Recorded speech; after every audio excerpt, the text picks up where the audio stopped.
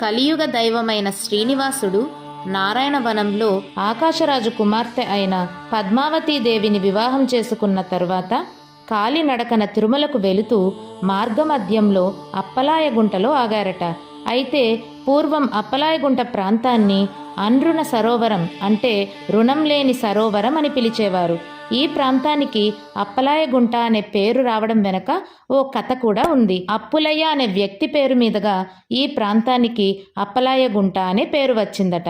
పూర్వం ఈ ప్రాంతంలో అప్పులయ్య అనే వ్యక్తి ఉండేవాడు. పేరుకు తగ్గట్టుగానే అతను అందరి వద్ద అప్పులు చేస్తుండేవాడు. అదే ఊరికి చెందిన మరో వ్యక్తి అప్పులయ్య సంగతి తెలిసి దురాశతో అతని దగ్గర డబ్బులు కాజేయాలన్న దుర్బుద్ధితో అప్పులయ్య తనకు కూడా బాకీ ఉన్నాడని బాకీ తీర్చమని వేధించసాగాడు. ఊరి జనమంతా అప్పులయ్య అందరి వద్ద అప్పులు చేస్తుంటాడు కాబట్టి అది నిజమే అని నమ్మారు. అప్పులయ్య తాను ఆ వ్యక్తి నుంచి డబ్బు అప్పుగా తీసుకోలేదని ఎంత చెప్పినా ఎవ్వరూ నమ్మలేదు. చివరకు విసిగిపోయిన అప్పులయ్య నేను రుణం తీసుకోలేదు అని ఒక రాయి మీద రాసి దానిని కోనేరులో వేస్తాడు.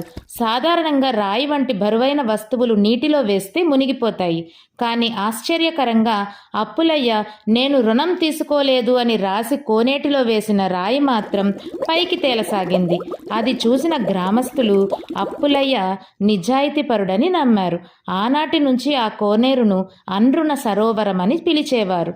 మరో కథ ప్రకారం ఈ ప్రదేశంలో అప్పులయ్య ఒక గుంట తవ్వించాడని, ఆ గుంట తవ్వే సమయంలో పనిచేసిన వారికి కూలి అప్పు పెట్టకుండా ఏ రోజుకు ఆ రోజే ఇచ్చేవాడని, అందుకే ఈ ప్రదేశానికి పేరు వచ్చిందని అంటారు. అప్పలాయగుంటలోని శ్రీ ప్రసన్న వెంకటేశ్వర స్వామిని దర్శించుకుంటే అప్పుల బాధ తీరిపోయి సకల సౌభాగ్యాలు కలుగుతాయని నమ్ముతారు. తిరుపతికి వెళ్ళిన ప్రతి ఒక్కరూ అప్పలాయగుంట క్షేత్రాన్ని తప్పకుండా దర్శించుకోండి. మీరు కనుక ఈ ఆలయాన్ని ముందే చూసినట్లయితే కింద వాటి వివరాలు కమెంట్ చేయండి. ఓం నమో వెంకటేశాయ.